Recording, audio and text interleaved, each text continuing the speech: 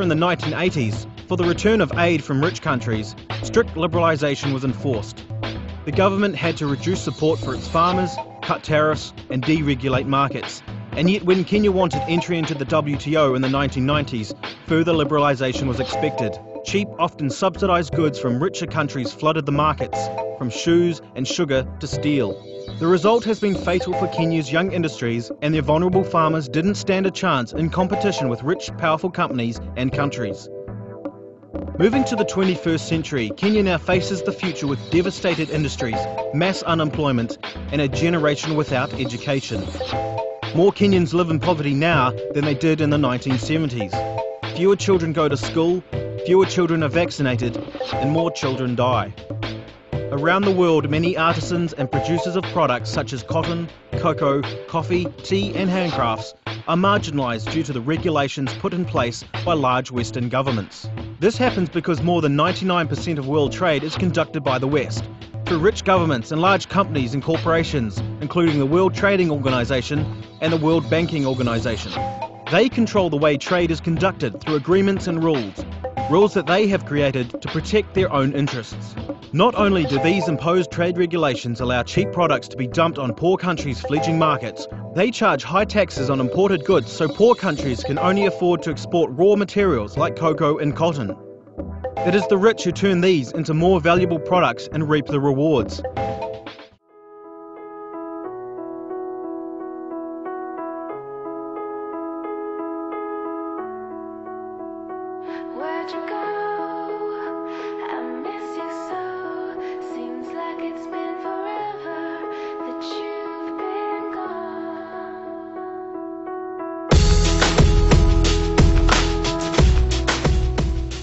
One in 3 North Korean children under 5 are chronically malnourished, according to the United Nations, a result of the worst food shortages in over a decade. A mother tries to feed her child. The 3-year-old is starving and might not survive.